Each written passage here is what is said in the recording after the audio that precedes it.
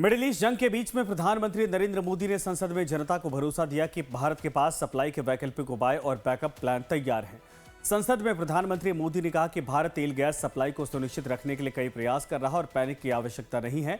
लोकसभा में देश को भरोसा दिलाया कि पेट्रोल, डीजल और एलपीजी की सप्लाई सुचारू बनी रहेगी। सरकार हर संभव प्रयास कर रही है और जनता को इन जरूरी ईंधनों की कोई कमी नहीं होने दी जाएगी। ग्लोबल एनर्जी नीड्स को पूरा करने वाला एक बड़ा सोर्स, इसके शॉर्ट टर्म, मीडियम टर्म और लॉन्ग टर्म ऐसे हर असर के लिए एक रणनीति के साथ काम कर रही है। हम हर सेक्टर के स्टेक होल्डर्स के साथ चर्चा कर रहे हैं।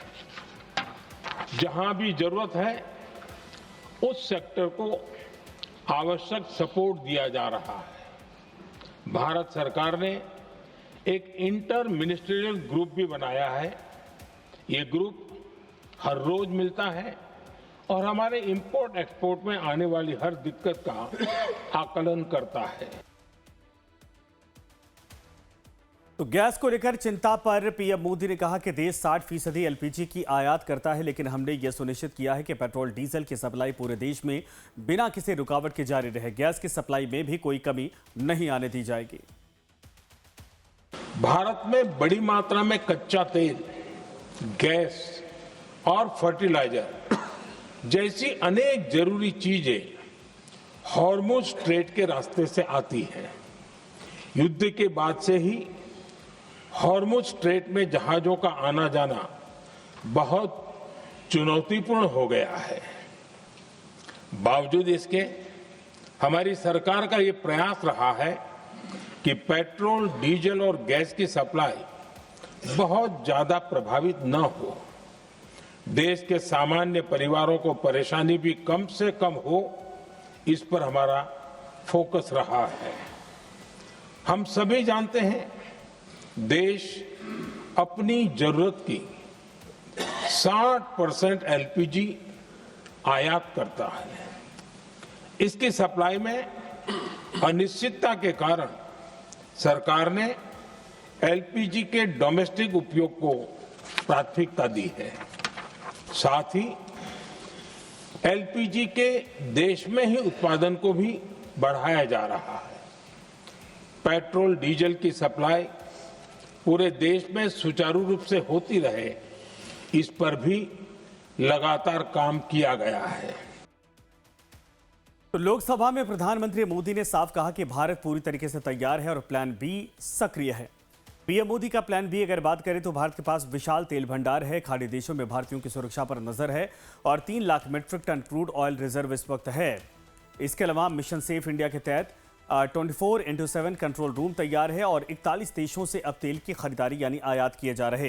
देश में कोयला का पर्याप्त स्टॉक, एथेनॉल पर अब और ज्यादा फोकस किया जा रहा। 52 लाख टन खाद का स्टॉक और जमाखोरी, कालाबाजारी की मॉनिटरिंग की भी बात प्रधानमंत्री ने कही है। एलपीजी उत्पादन में इजाफा, भारत की इकोनॉमी मजबूत है और सूर्य घर योजना हमारी ढाल के तौर पर काम करेगी आगे भी। और इन सब के बीच सोशल मीडिया पर चल रही तमाम अफवाहों पर भी केंद्र सरकार ने पूर्ण विराम लगा दिया। अफवाहों के बाजार के बीच पेट्रोलियम मंत्रालय ने मोर्चा संभाला है। सरकार ने आधिकारिक बयान जारी कर कहा कि देश के किसी भी हिस्से में पेट्रोल, डीजल या एलपीजी की कोई कमी नहीं है।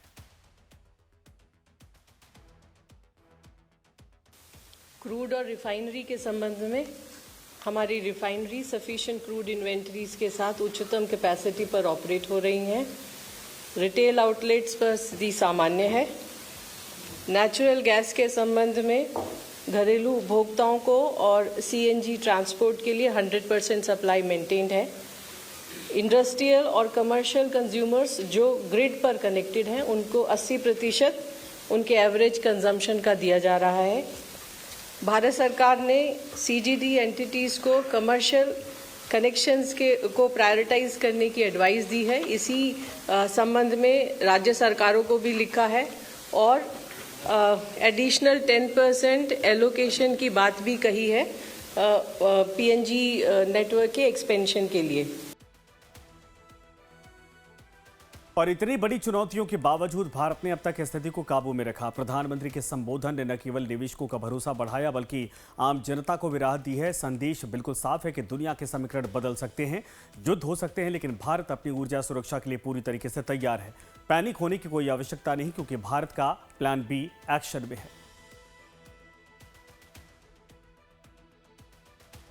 तो राज्यसभा में भी प्रधानमंत्री नरेंद्र मोदी ने कहा कि भारत का प्रयास रहा है कि तेल, गैस, उर्वरक या फिर अन्य महत्वपूर्ण सामग्री ले जाने वाले जहाज सुरक्षित रूप से भारत पहुंचे। लेकिन अगर युद्ध के कारण वैश्विक परिस्थितियां लंबे समय तक बनी रहती हैं तो इसका गंभीर प्रभाव निश्चित है, और इसीलिए भारत पिछले कुछ सालों में अपनी मजबूती बढ़ाने के लिए किए गए प्रयासों को और तेज कर रहा। मैं इस सदन और देश को आश्वस्त करना चाहता हूं कि भारत के पास पर्याप्त कच्चे तेल का भंडारण और निरंतर आपूर्ति की व्यवस्था है। वर्तमान संकट ने पूरी दुनिया की इकोनॉमी को हिला दिया है। अभी तक पश्चिम एशिया में जो नुकसान हुआ है उससे रिकवर होने में भी दुनिया को बहुत समय लगेगा। भारत पर इसका कम से कम दुष्प्रभाव हो, इसके लिए निरंतर प्रयास किए जा रहे हैं। हमारी इकोनॉमी के फंडामेंटल्स मजबूत हैं और सरकार पल पल बदलते हालात पर नजर रखे हुए है। सरकार इसके शॉर्ट टर्म, मीडियम टर्म और लॉन्ग टर्म ऐसे हर प्रभाव के लिए एक रणनीति के साथ काम कर रही है।